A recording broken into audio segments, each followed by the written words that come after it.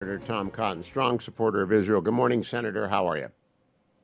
Good morning, Hugh. It's good to be on with you. I guess I'm as well as can be expected given the perilous state of the world.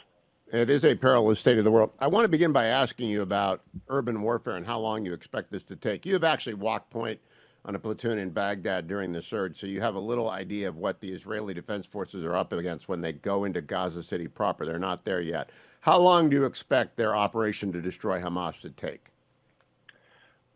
As long as it takes, Hugh. I suspect that Prime Minister Netanyahu and his war cabinet, Yoav Gallant, the defense minister, and Benny Gantz, the leader of the opposition, like all Israelis, would borrow a line from U.S. Grant in the summer of 1864. They plan to fight it out on this line all summer long, if that's what it takes. And I expect they plan to fight it out in Gaza for as long as it takes to destroy Hamas, not just as a military or terrorist organization, but as a governing entity and a social movement. And what they face in Gaza is much more complex, Hugh, than what we faced in Baghdad, certainly what we faced by 2006 when I was there, and it had been largely pacified, and you're facing an insurgency. Gaza is armed to the teeth.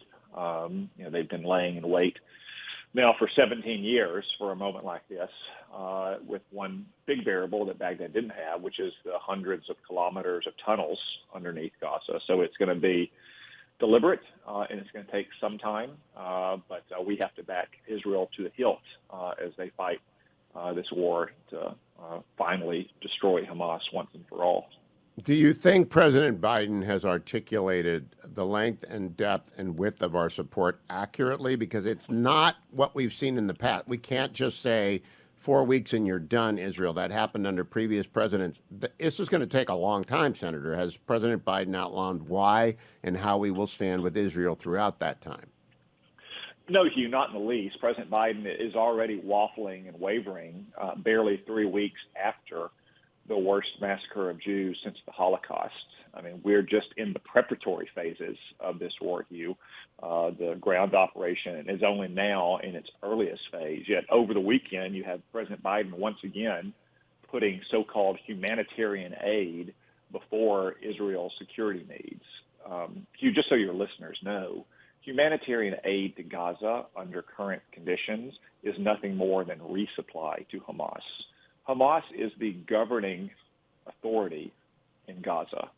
When aid is sent to Gaza, it's not diverted by Hamas. It's not commandeered by Hamas. It is accepted by Hamas. And yes, there are women and children and nursing infants in Gaza. Does anyone really think that they will be first in line for the water and the food and the medicine that we're supposed to send to Gaza? No, of course it will go to Hamas fighters who need it to fight or who need it to recover from injuries in this war. So under no conditions should President Biden be demanding that Israel provide humanitarian aid to Gaza or even open Gaza for humanitarian aid. And certainly U.S. taxpayers should not provide it. I mean, no one expected us to provide aid to Germany or Japan in World War II. Why would we do that for Gaza in this war? And then second, Hugh, after President Biden this weekend put the humanitarian aid for Gaza, which again is resupply for Hamas ahead of Israel's security needs, he gave another patronizing lecture to Israel about the need to fight in accordance with so-called international law. Look, Israel, of course, fights in accordance with international law. Frankly, they bend over backwards and do a lot more than most nations would, and that they're required to under those international customs and norms and traditions. But Hamas is responsible for civilian casualties when they place military targets on civilian sites like mosques or hospitals or schools. And while Israel doesn't go out of its way to target civilians, nor should it accept one bit of risk more for a single soldier in the IDF to avoid a civilian casualty because of Hamas. Senator, I want to turn now to the domestic front. Our alma mater has disgraced itself in the 3 weeks since the massacre of 10/7. But many colleges and universities have, most recently Cornell, where the Cornell police said to Jewish students, don't go to the kosher dining hall, we can't keep you safe. Have you seen the Office of Civil Rights at the Department of Education or the Division of Civil Rights at the Department of Justice announce the opening of even one investigation in these 3 weeks? No, Hugh, I haven't. To my knowledge, they have not. Maybe it's possible, but you know what we certainly haven't seen? Certainly haven't seen a self-congratulatory press conference by Merrick Garland and other left-wing ideologues in the Department of Justice or the Department of Education announcing that they will investigate and hold accountable these vicious anti-Semites the way we did, for instance, when they announced investigations into Governor Brian Kemp of Georgia and his legislature for taking such terrible actions as expanding the number of drop boxes that a county could have during early voting. So if this was a priority for the Biden administration, they would be out having press conferences and dislocating their shoulder by patting themselves on the back so hard. What that tells you is that it's not a priority. And why is it not a priority? Because a substantial minority of the Democratic voting base is openly anti-Semitic. Look at all of these pro-Hamas anti-Semites who are marching on campuses at places like Harvard and Columbia and Cornell, who are terrifying Jewish students, forcing them to hide in libraries or elsewhere. Who do you think those people are the shock troops for? Those are the people who are out marching in the streets during the BLM riots in 2020. Those are the people that Democrats are counting on to mobilize the vote in many communities across their voting coalition. That's why Joe Biden is already waffling and wavering, in part, because he's terrified at the polls that show his collapse in approval rating among Democrats, not among independents and Republicans, but among Democrats. So no, there is, to my knowledge, not a single investigation going on. And even if there is an investigation at the Department of Justice and the Department of Education into this outbreak of anti-Semitism, they're certainly not celebrating it. They're not trumpeting it. They're not highlighting it at press conferences the way they do investigations into Republicans. You know, in 1986, when I was at the Office of Personnel Management, I got scrambled to go down to do a voting rights observation in Yazoo City, Mississippi. And we mobilized, we're on the ground in 48 hours because that's what you have to do to secure voting rights in 1986 in Yazoo City. I have not seen the dispatch of any investigators to Cornell, to Harvard, from either the Department of Education or the Department of Justice to observe and report back to decide whether or not those universities are doing their jobs. Do you think there will be a hearing on this, Senator?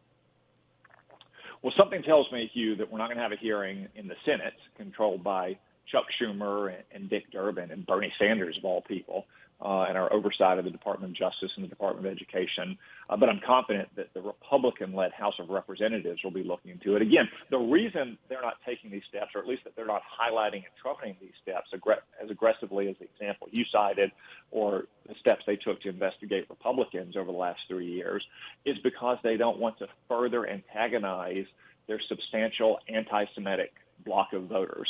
And that's just a simple fact, Hugh. I mean, look, it's not the Republican Party that sends people like Rashida Tlaib and Ilhan Omar to Congress. It's the Democratic Party. And on campuses, some of the most left-wing places in this country where we've seen this outbreak of anti-Semitic pro-Hamas activism, again, that's the base of the Democratic Party. That's why Joe Biden and his administration is not manning the ramparts against it. Senator, I want to switch to guns for a moment. In the aftermath of the slaughter in Maine last week, I've been trying to figure out how the NICS system works, and I understand if you attempt to purchase a weapon and you have a felony conviction, an admission of a drug conviction or addiction, mental illness or institutionalization, domestic violence, harassment or stalking, or you are under charge or you are a fugitive, you can be denied a weapon. And this individual, this killer in Maine, attempted to buy, I believe, a silencer in Maine and was denied. My question is, what happens after you're denied? Does the gun seller have to tell the police or anything, or are you just denied? Well, Hugh, because I don't know many of the details about this terrible murder in Maine, I don't want to get too far into those details. I want to extend my condolences to all Mainers, to include my friends and colleagues, Susan Collins and Angus King, and the Mainers they represent. As is often the case in these mass murders, the person appears to have obtained the gun legally, despite a significant history of mental illness or other troubling facts that should have been caught by the NICS system, that should have been reported. So, again, I don't want to get too far in the details or lay blame or assign responsibility yet. I think we need to let all the facts come to light. But, no, under these circumstances, as I understand them, I think the laws and the systems in place should have been enough to stop this man from obtaining weapons. Again, that's my kind of high-level understanding, subject to further understanding of the facts as they come out. Senator, to your knowledge, have we had the manifesto from the Nashville shooter released yet? No, this is the transgendered person who shot up a Christian school, who supposedly within a day or two we learned had written a manifesto. I've not seen that come out at public at all, which is unusual. Typically, when these kind of shootings happen, they're released. That's why it leads to so much suspicion among many Americans that it probably is something that doesn't play into the media and the Democratic Party's favored storylines about these shootings, and therefore they go to great lengths to try to keep it private. Again, I don't know. I haven't seen it, but many Americans see these trends and tendencies and become very skeptical about the secrecy of our authorities. Last question, Senator. The administrative state is vast. It's enormous.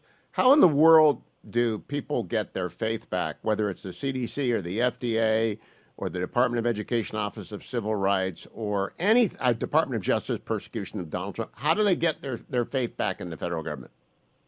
Well, it takes some accountability, Hugh, and that accountability is not going to come until we have a Republican president. And then there needs to be a substantial house cleaning at the senior reaches of many of these agencies, in addition to a broader effort to rein in their power. These agencies are not run by people elected by Americans to represent their views. That's the president, and that's 535 members of Congress. And there needs to be a substantial effort, which will only happen when Republicans are back in charge, to hold them accountable, to impose more future accountability to the president and to the Congress on them, so they are no longer unaccountable, in effect, lawmakers setting their own policy for the country or abusing the authority that they do have. Senator Tom Cotton, always a pleasure to talk to you. Follow him on Twitter at SendTomCotton, the site formerly known as Twitter, now known as X, at SendTomCotton. Thank you, Senator.